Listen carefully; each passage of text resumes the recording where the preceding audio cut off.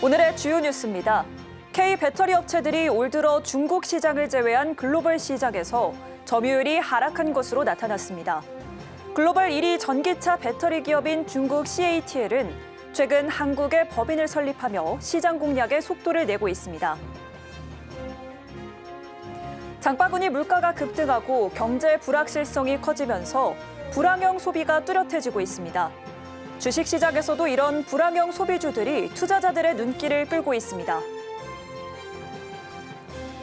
국회 국방위원회 박선영 의원이 강구영 한국항공우주산업 사장을 업무상 배임 등의 혐의로 형사 고발했습니다. 카이는 박 의원의 주장이 사실과 다르다며 조목조목 반박했습니다. 한국은행이 환율 불안과 가계부채 관리 등을 이유로 기준금리를 동결함에 따라 5월 금리 인하에 무게가 실리고 있습니다. 은행권에선 빠른 속도로 떨어지는 예금금리와 반대로 대출금리는 4%대를 유지하며 예대 금리 차가 벌어지고 있습니다.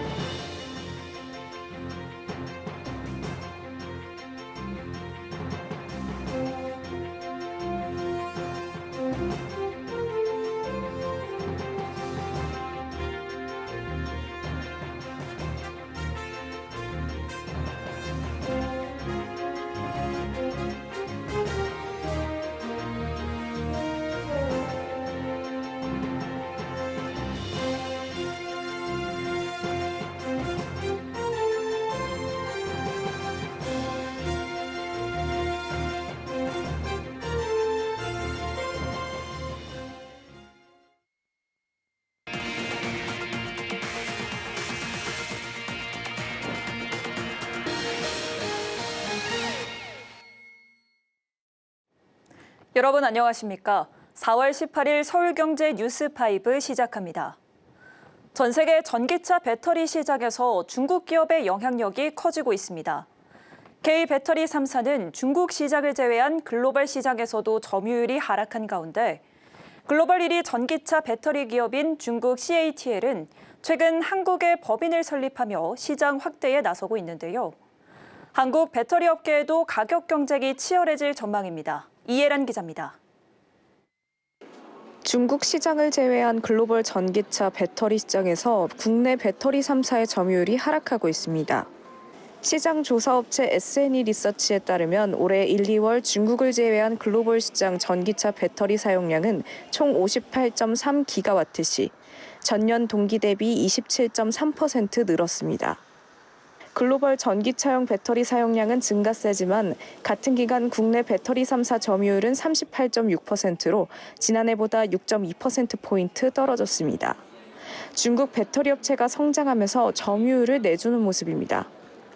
LG 에너지 솔루션의 전기차 탑재 배터리 사용량은 12.2기가와트시로 점유율이 23.4%에서 20.9%로 떨어졌고 삼성 SDI는 4.2기가와트시로 11.8%에서 7.2%로 점유율이 하락했습니다.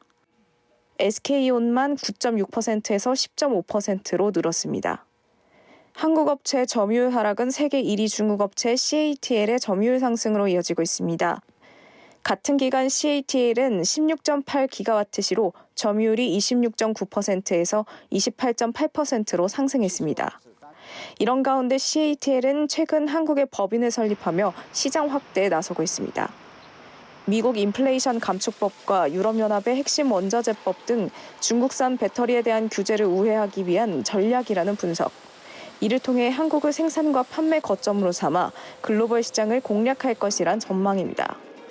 이러한 움직임에 한국 배터리 업계의 가격 경쟁 압박을 가중시킬 거란 관측이 나옵니다. 최근 보급형 전기차 확대로 인해 LFP 배터리의 비중이 늘어난 만큼 이 분야에서의 한중 기업 간 치열한 경쟁이 예상되고 있습니다. 서울경제TV 이예란입니다. 장바구니 물가가 급등하고 경제 불확실성이 커지면서 불황형 소비가 뚜렷해지고 있습니다.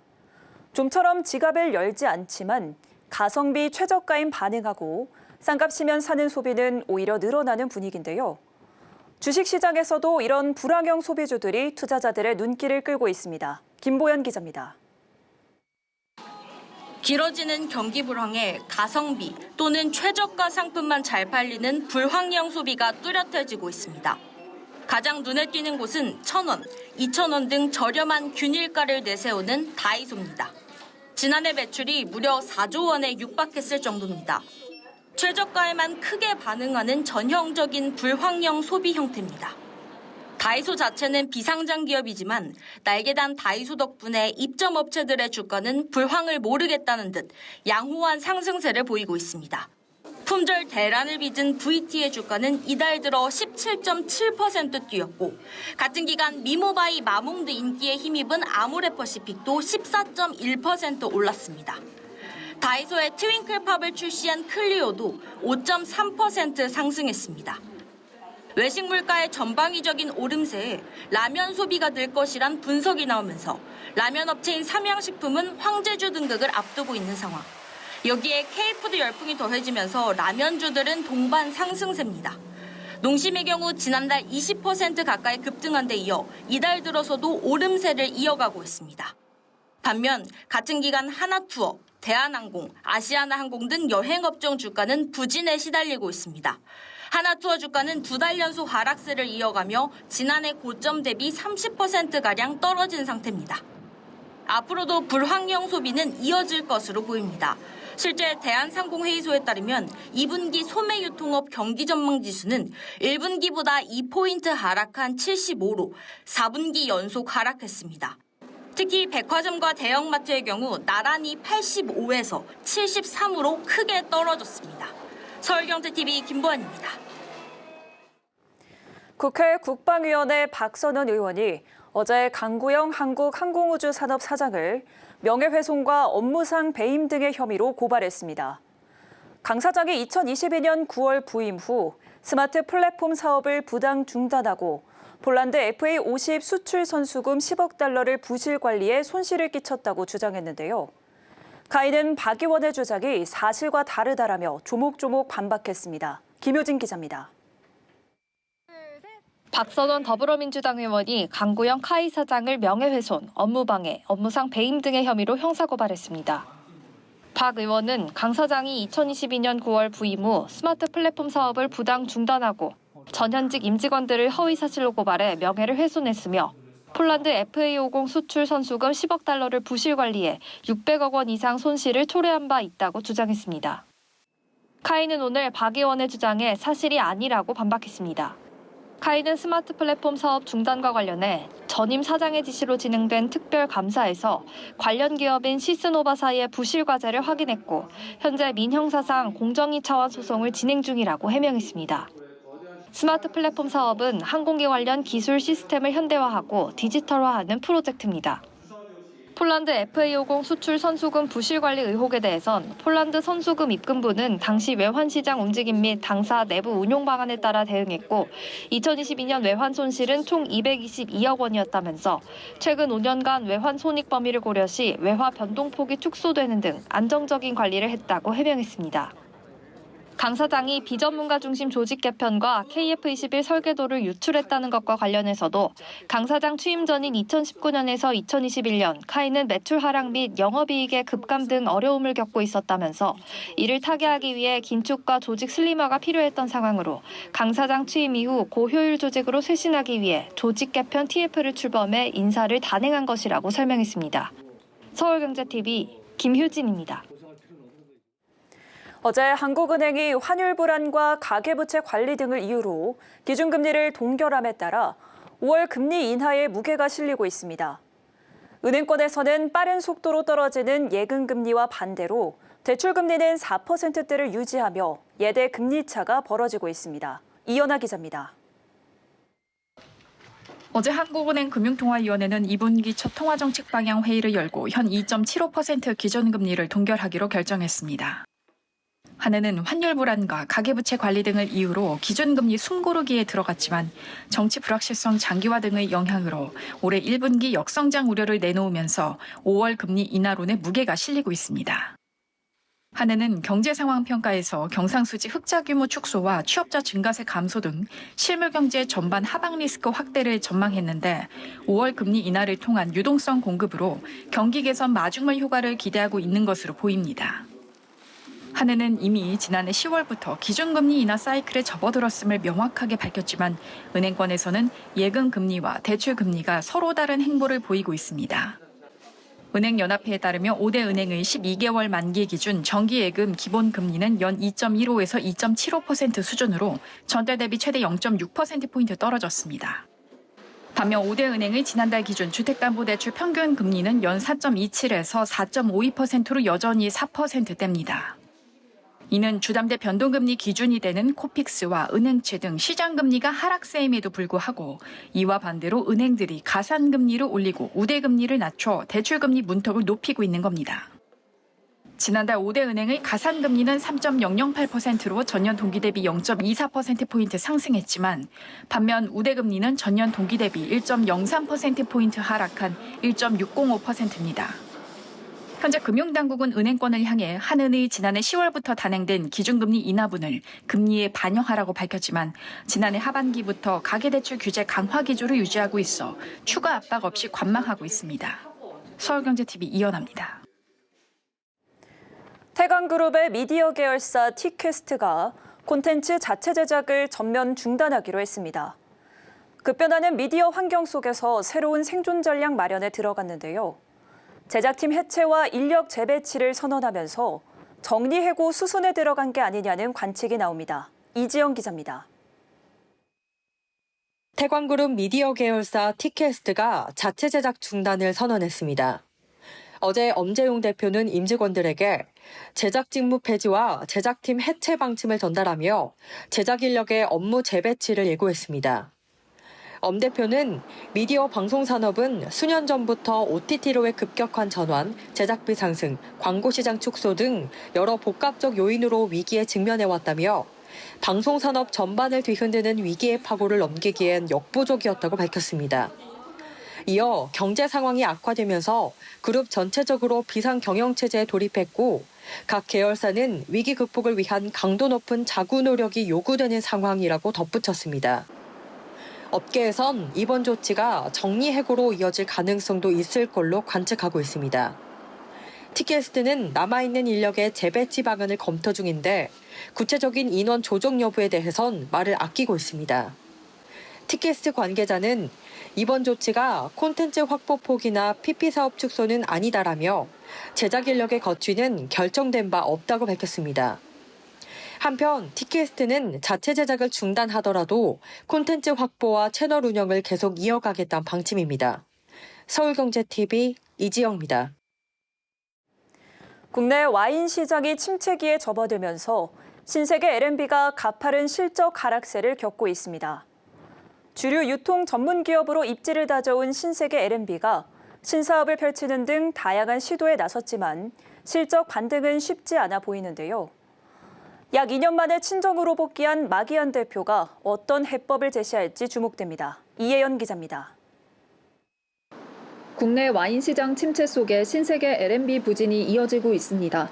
실적 개선을 위해 신사업 등 사업 다각화에 나섰지만 뚜렷한 성과를 내지 못하면서 마기환 대표가 본업 경쟁력을 높일 수 있을지 관심이 쏠리고 있습니다. 신세계 L&B는 지난해 523억 원의 영업 손실을 냈습니다. 2022년 116억 원의 영업이익을 낸 이후 2023년 영업이익이 28억 원으로 76.1% 줄더니 지난해 적자 전환했습니다. 신세계 L&B는 이마트의 100% 자회사로 수입 주류 유통을 주력으로 하고 있습니다. 와인 매출이 전체의 80% 이상을 차지할 정도로 의존도가 높은데 국내 와인 시장이 침체되면서 직격탄을 맞은 상황. 관세청에 따르면 국내 와인 수입액은 2022년 5억 8천만 달러에서 지난해 4억 6천만 달러로 2년 사이 20% 이상 쪼그라들었습니다. 소비 위축이 장기화되면서 와인 전문 매장 와인앤모어의 폐점도 늘고 있습니다. 신세계 L&B는 수익성 개선을 위해 지난해 9월 만년 적자에 시달리던 소주 부문을 정리했고 와인앤모어를 라이프스타일 브랜드로 확장하며 사업 구조 개선에 나서고 있습니다. 이 과정에서 와인앤모어 뷰티가 1년을 채우지 못하고 사실상 사업이 정리된 것으로 알려졌습니다. 이 같은 부진 속 신세계 L&B 구원 투수에 나선 마기환 대표. 지난해 경영 일선에 복귀했습니다. 2000년 신세계에 입사한 뒤 신세계 L&B에서 영업팀장, 상무를 거쳐 나라셀라 영업 마케팅 총괄 자리로 이동했다가 약 2년 만에 다시 친정으로 돌아온 셈입니다.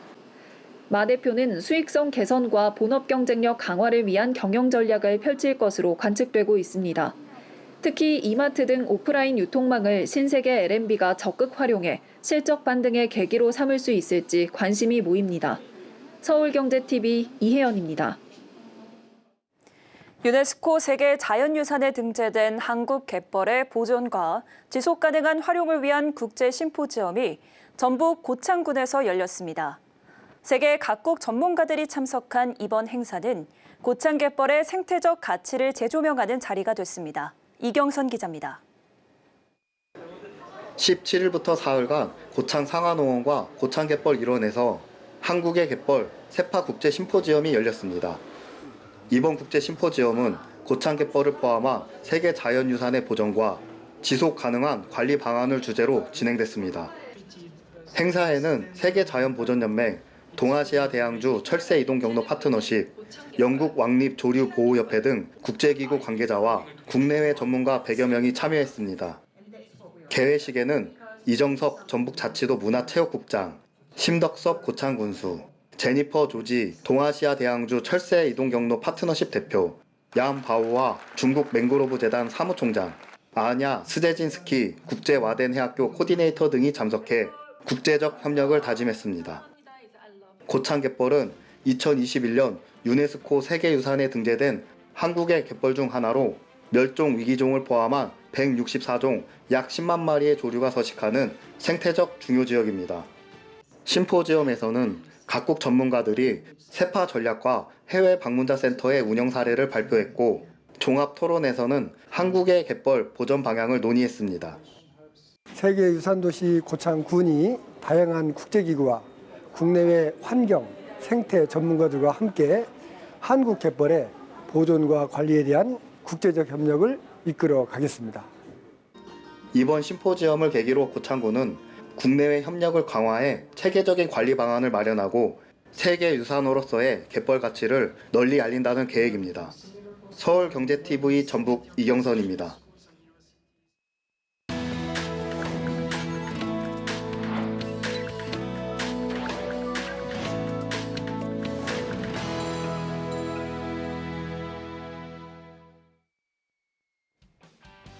위클리비즈의 김수인입니다. 내가 좋아하는 웹툰 캐릭터와 대화할 수 있다면 얼마나 좋을까요? 네이버 웹툰이 지난해 6월 출시한 캐릭터챗은 챗봇을 통해 웹툰 캐릭터와 소통할 수 있는 AI 서비스인데요.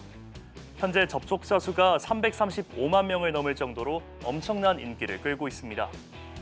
웹툰 캐릭터의 말투, 성향 등을 세세하게 학습해 작품 속 세계관 속에서 대화한 듯한 몰입감을 준다고 하는데요.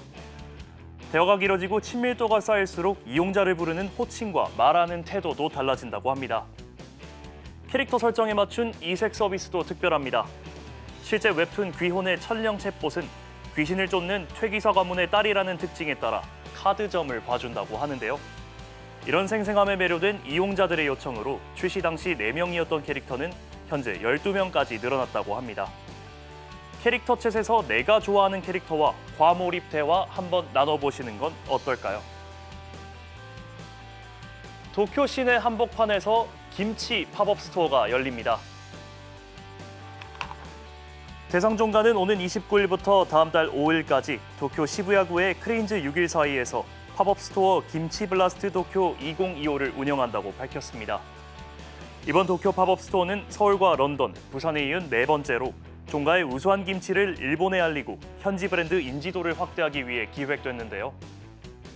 행사가 진행되는 크레인즈 6일 사이는 일본의 세계적 건축가 세지마 가즈요가 설계한 팝업 전문 공간으로 종가의 역사와 새로운 김치 레시피 등 다양한 콘텐츠가 마련될 예정입니다. 또 종가의 홍보대사 세븐틴의 호시와 함께한 작업물이 대형 스크린과 조형물을 통해 전시될 계획인데요. 작년 부산 행사에선 최연소 헤드 셰프 출신 이산호 셰프가 김치를 활용한 특별 메뉴 4종을 미니 코스 요리로 선보인 바 있습니다. 도쿄 한복판에서 펼쳐질 김치 팝업 스토어, 한국 김치의 매력을 알릴 수 있을지 기대됩니다. 시중은행들이 미혼 직원들을 위한 단체 소개팅 행사를 마련해 화제를 모으고 있습니다. KB국민 하나우리은행은 오는 26일 합동 미팅 행사 나는 솔로 대체 언제까지를 공동으로 개최합니다. 은행권에선 사내 결혼을 대체, 타행간 결혼을 교환이라 부를 정도로 사내 연애 및 결혼에 대해 친숙하게 받아들이고 있는데요.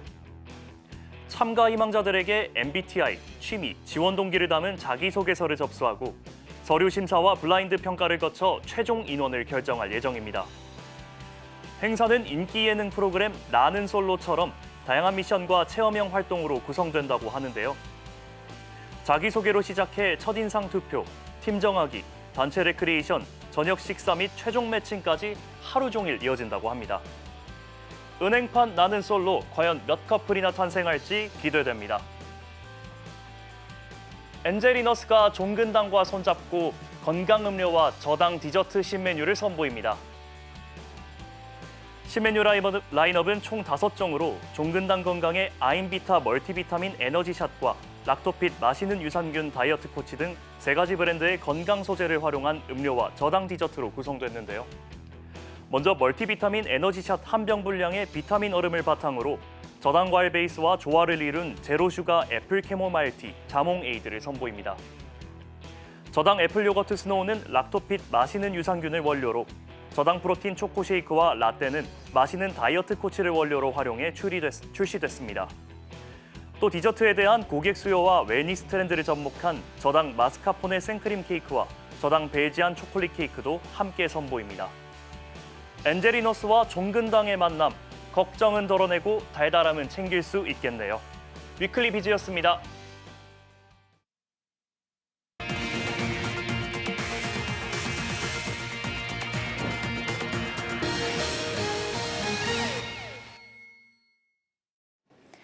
키움증권에 이어 미래에셋증권에서도 주문 오류로 인해 매매 거래가 지연되는 사고가 발생했습니다. 금융투자업계에 따르면 오늘 미래에셋증권의 홈 트레이딩 시스템과 모바일 트레이딩 시스템 오류로 넥스트레이드 프리마켓 거래가 오전 8시부터 약 10분간 중단됐습니다. 현재 신규 주문은 정상적으로 이뤄지고 있지만 일부 주문은 정상화 이후에도 프리마켓 미체결 수량의 정정 취소가 안 돼 투자자들은 불편을 겪었습니다. 미래에셋증권 측은 현재 사고 원인을 파악 중입니다. 이번 전산 오류는 지난달 대체거래소인 넥스트레이드 출범 후 미래에셋증권에서 발생한 2번째 오류입니다.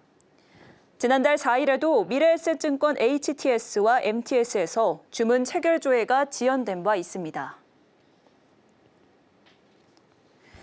정부가 삼성 합병으로 손해를 본 미국 사모펀드 메이슨에 3,200만 달러, 하나 약 438억 원을 배상하라는 국제 투자 분쟁 사건의 중재 판정 취소 소송 기각 결정에 항소하지 않기로 했습니다. 이에 따라 정부는 메이슨 측에 지연 이자를 포함해 약 860억 원을 지급하게 됐습니다. 정부가 오늘 임시 국무회의를 열고 추경 예산 1조 4,600억 원을 투입해 올해 11월부터 서비스를 개시하는 국가 AI 컴퓨팅 센터에 첨단 그래픽 처리 장치 10,000분을 연내 우선 도입한다고 밝혔습니다. 국가 대표 AI 모델을 개발할 회사를 최대 5곳 선정해 전폭적으로 지원한다는 방침입니다. 글로벌 무역 갈등과 미국의 관세 정책 불확실성 속에 국제 금값이 사상 최고치를 경신했습니다. 오늘 한국금거래소에 따르면 24K 순금 가격은 한 동당 66만 원으로 전 거래일 대비 1,000원 올랐습니다. 대우건설이 약 1조 원 규모의 투르크 매니스탄 인산 비료 플랜트 프로젝트 수준 기본 합의서에 서명했다고 밝혔습니다. 대우건설은 발주사인 투르크 매니스탄 국영화학공사와 연내 최종 계약까지 체결한다는 계획입니다. 서울경제 뉴스5 저희가 준비한 소식은 여기까지입니다. 함께해 주신 여러분 고맙습니다.